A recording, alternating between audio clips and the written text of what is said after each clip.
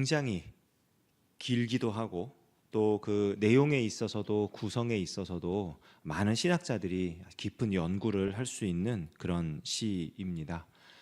우리말로 따지자면은 기역, 니은, 디귿, 리을 이런 식으로 그 히브리어도 알파벳이 있어요. 그거를 하나씩 하나씩 써서 매 연마다 8절씩, 그래서 총 22개의 알파벳을 가지고 각각 8절씩으로 구성된 연을 만들어서 176절에 해당하는 그런 긴 시를 썼고요.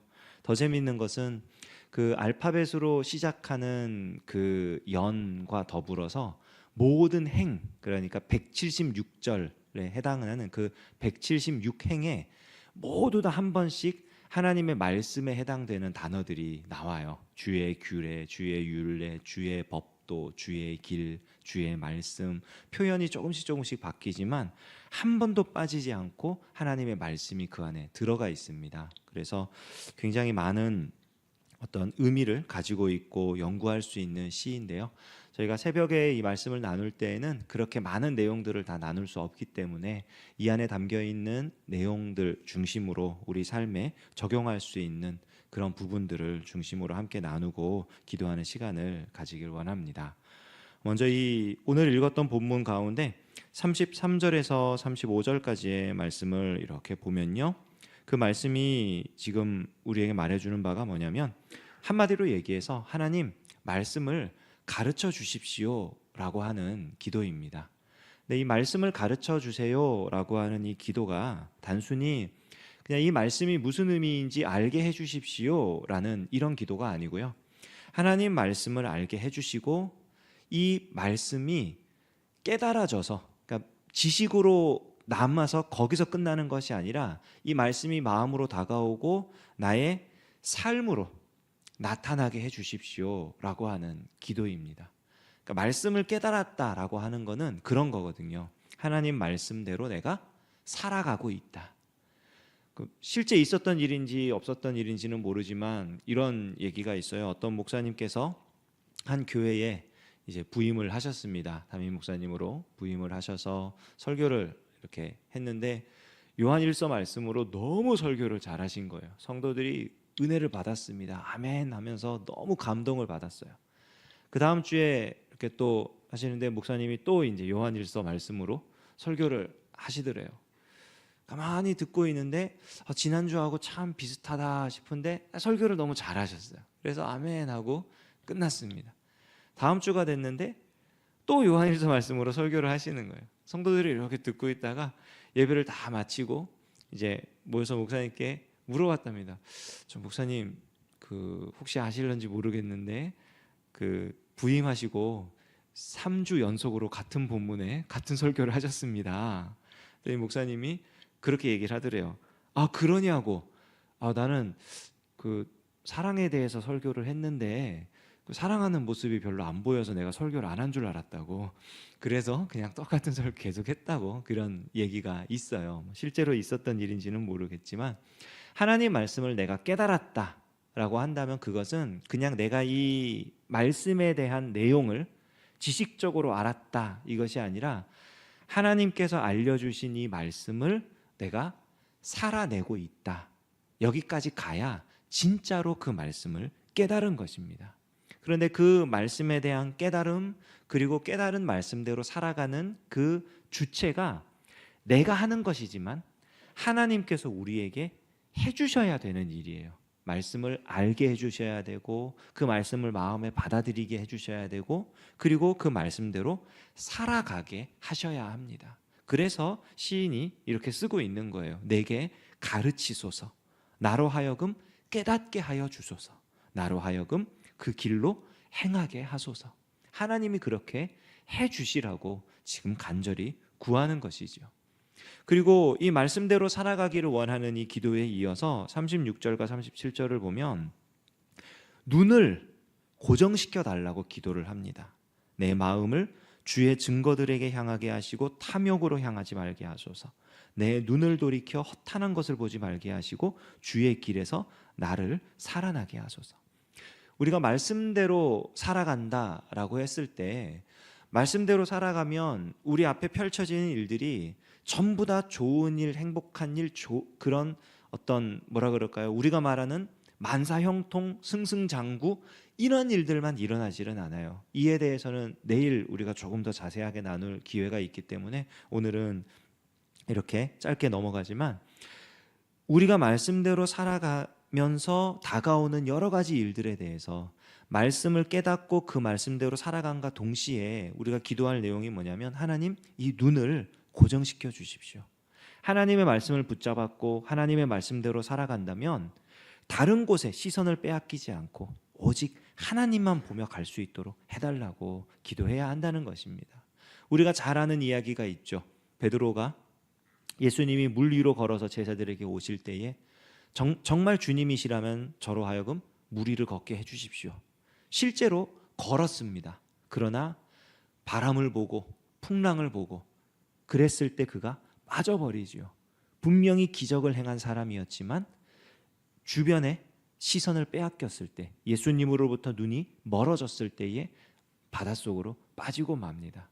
우리가 하나님 말씀대로 살아갈 때 우리 눈이 하나님의 말씀이 아닌 다른 것들에 시선을 빼앗기게 되면은 그런 일이, 똑같은 일이 일어나게 됩니다. 그리고 이어지는 38절에서 40절까지도 이제 하나님의 말씀대로, 하나님의 말씀이 참 생명 되심을, 내가 하나님 말씀대로 살아가는 것이 참된 생명을 누리는 것임을 고백하는 내용으로 나오고 있지요. 그리고 뒤에 해당하는 이 41절부터 48절까지의 내용도요, 앞의 말씀과 계속해서 연결이 됩니다. 이 말씀을 깨닫고 말씀대로 살아가고 말씀에 집중하고 하나님 말씀으로부터 오는 생명을 누리는 이러한 삶을 살아가는 이 사람이 41절과 42절 말씀을 보면은, 그래서 그 말씀대로 살아갈 때에 하나님이 주시는 그 구원, 하나님의 인자하심, 이것을 경험하게 해달라는 기도를 합니다. 그러니까 우리가 말씀대로 살아갈 때 하나님이 반드시 역사하십니다. 그 하나님의 역사를 경험하면요, 말씀대로 살지 말라 그래도 말씀대로 살 수밖에 없어요. 왜냐하면 하나님의 역사를 생생하게 경험을 하니까. 다른 사람들은 몰라도 나는 그 놀라운 은혜를 경험적으로 아는 거예요. 물론 이것이 내 체험이 하나님 말씀보다 우선이 되어서 내가 경험한 것이 전부다 이렇게 되면 안 되겠지만, 하나님 말씀대로 살아감으로써 하나님이 주시는 은혜를 생생하게 경험하는 것은 우리에게 반드시 필요합니다.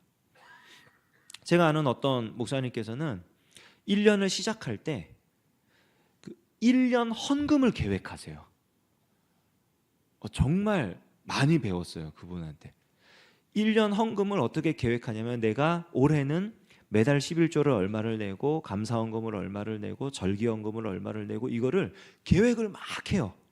근데 그 1년 수입이 물론 이제 연말에 그 예결산위원회나 이런 거를 통해서 자기 사례비가 결정이 되고 이렇게 되니까 할 수 있겠죠. 그런데 그거를 내가 1년 동안 하나님께 이러한 것들을 드리겠다라고 작정하고 결단하고 미리 그것을 이렇게 떼놓고 사는 게 쉽지 않거든요.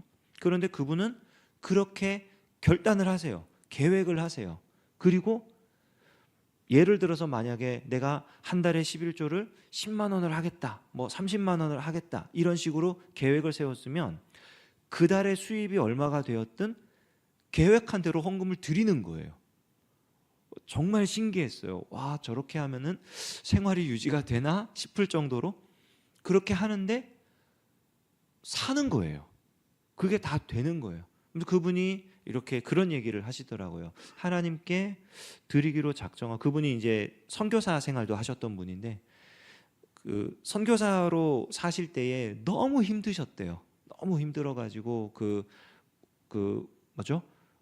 자기를 파송한 교회에서는 어느 정도 시간이 지나니까 이제 교회 형편이 너무 힘들어져서 우리는 더 이상 못하겠습니다. 그리고 파송 그거를 끝냈고, 후원하는 교회들도 후원이 하나씩 끊기고, 이런 삶을 사니까 너무 괴로운 거예요. 그런데 그 현장에서 이분이 우리가 한 달을 생활을 하려면 선교지에서 어느 정도의 생활비가 필요하고 이 정도 생활비라면은 11조는 어느 정도를 드려야 하니까 하나님께 11조를 드려야겠다. 그때부터 생긴 그런 삶의 모습이라 그러더라고요. 그러면서 후원이 들어오지 않아도 일단 11조 드리고 헌금 드리고 그러고 생활을 했더니 하나님이 그때그때 채워주시는 거를 그 선교지에서 경험을 한 거예요. 그러니까 선교사 생활을 마치고 국내에 들어와서 목회를 하실 때에도 그렇게 사시는 거예요. 내가 하나님 앞에 이렇게 할 때 하나님이 내게 이런 역사를 하시더라. 하나님의 말씀대로 살아가는 것을 이런 영역에서 내가 경험을 하니까 하나님의 말씀대로 사는 게 재밌는 거예요. 그래서 환경이 바뀌어도 내가 하나님 말씀대로 살아가는 이 삶의 원칙을 바꾸지 않는 거죠. 우리 각자에게 주어진 삶의 환경이 다르고 영역이 다르고 모양들이 다를 겁니다. 그러나 우리가 그 환경 속에서 그런 영역 속에서 말씀대로 살아갈 때에 하나님께서 역사하시는, 이건 정말 하나님이 하신 일이다, 이건 정말 하나님의 놀라운 은혜다, 하나님 말씀이 하나님이 정말 살아계시구나 라는 것을 경험을 하게 된다면 우리는 누가 뭐라 그래도 말씀대로 살아가게 될 것입니다. 뒤이어 나오는 43절에서 48절까지 말씀은요, 그 얘기예요. 내가 주의 인자하심과 주의 구원을 경험을 했더니 어디를 가도 누구를 만나도 어느 자리에 있어도 하나님 말씀을 선포하며 살겠습니다. 그 말씀을 증거하며 살겠습니다. 그 고백이 지금 담겨 있는 것입니다. 심지어는 왕들 앞에서 주의 교훈들을 말할 때도 수치를 당하지 않고 또 주의 율례들을 작은 소리로 읊조리고, 이 작은 소리로 읊조린다는 것은 이제 끊임없이 되뇌이며 묵상한다는 뜻이에요. 하나님 말씀을 가지고 계속해서 그 말씀이 내 모든 그 순간순간마다 하나님 말씀을 기억해내고 그 말씀대로 살아가기 위해서 그 말씀에 집중을 하는 그런 얘기거든요. 그러니까 내가 어느 자리에 있든지 누구를 만나든지 무엇을 하든지 하나님의 말씀이 떠나지 않도록, 내가 하나님의 말씀으로부터 떠난 삶을 살지 않도록 내 삶을 완전히 거기에 집중을 시키겠다, 하나님 말씀을 붙들고 살겠다, 지금 이 고백을 하고 있는 것입니다. 오늘 우리가 이 새벽에 나와서 하나님의 말씀을 함께 나누었습니다. 우리가 오늘 기도하며 하나님 우리에게 응답해 주시고 말씀 주실 때에 그 말씀대로 살아가는 우리가 되기를 원합니다. 우리가 말씀대로 살아갈 때 역사하시는 하나님을 오늘 경험하기를 원합니다. 그 하나님을 경험함으로 말미암아 우리가 앞으로도 계속해서 우리 주님의 말씀을 굳게 붙잡고 승리하는 저와 여러분 되시기를 우리 주님의 이름으로 축원합니다. 기도하겠습니다. 하나님 아버지 감사합니다. 하나님이 우리를 사랑하셔서 매일매일 말씀 주시고 기도하게 하시고 우리 하나님 말씀에 붙들려 살 수 있도록 은혜 주시니 참으로 감사드립니다. 하나님이 주시는 그 은혜를 떠나지 않게 하시고 하나님의 말씀을 굳게 붙잡고 살아갈 때에 말씀대로 역사하시는 하나님, 살아계신 하나님을 경험하는 우리가 되게 하여 주시옵소서. 새벽부터 나와 찬양으로 영광 돌린 우리 권사님들을 기억하여 주시고 하나님 우리 권사님들의 기도에 응답하여 주셔서 우리 권사님들의 하는 일들 그리고 그 가정들 하나님 기억하여 주시고 하나님의 은혜가 충만케 하여 주시옵소서. 주님께 감사드리며 예수님의 이름으로 기도합니다. 아멘. 우리 주님 예수 그리스도의 은혜와 하나님 아버지의 사랑하심과 성령의 교통 역사하심이 하나님의 말씀을 굳게 붙잡고 말씀대로 살아가며 살아계신 하나님의 은혜를 경험하기를 소원하는 여기 모인 사랑하는 주의 백성들 가운데에 이제로부터 영원까지 함께 하시기를 간절히 축원하옵나이다. 아멘. 굉장히